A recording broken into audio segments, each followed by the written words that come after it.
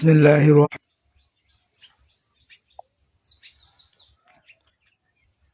আসসালামু আলাইকুম ওয়া রাহমাতুল্লাহি ওয়া বারাকাতুহু। প্রিয় ভিউয়ার্স, দেশে এবং দেশের বাইরে যারা আছেন সকলকে আন্তরিক মোবারকবাদ এবং শুভেচ্ছা জানাই।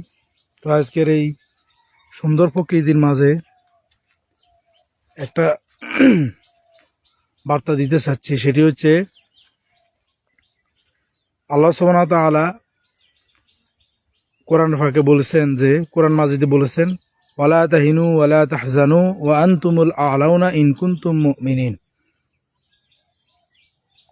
এই আয়াতের মাঝে আল্লাহ সুবহানাহু ওয়া তাআলা বুঝাতে চাচ্ছেন যে মুমিন কখনো হতাশ হয় না।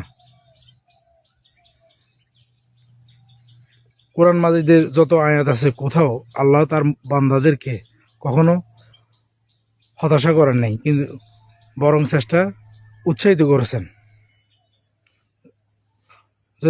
যদি তোমরা মুমিন হও তাহলে হতাশ হইও না। তো আমাদের জীবন চলার ক্ষেত্রে একটা মোটিভেশন হচ্ছে,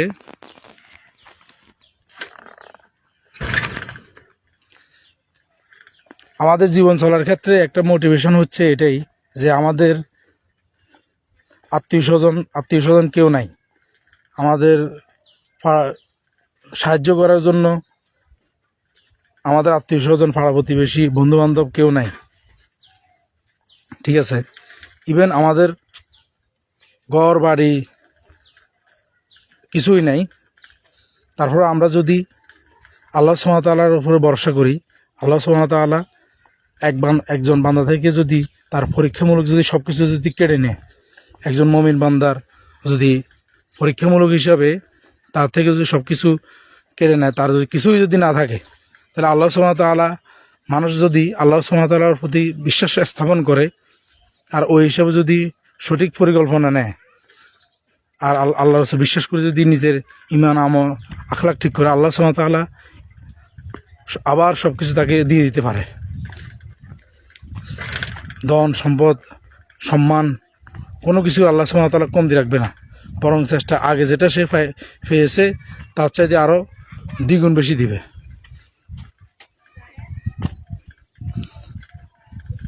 আসসালামু আলাইকুম ওয়া রাহমাতুল্লাহি ওয়া বারাকাতুহু।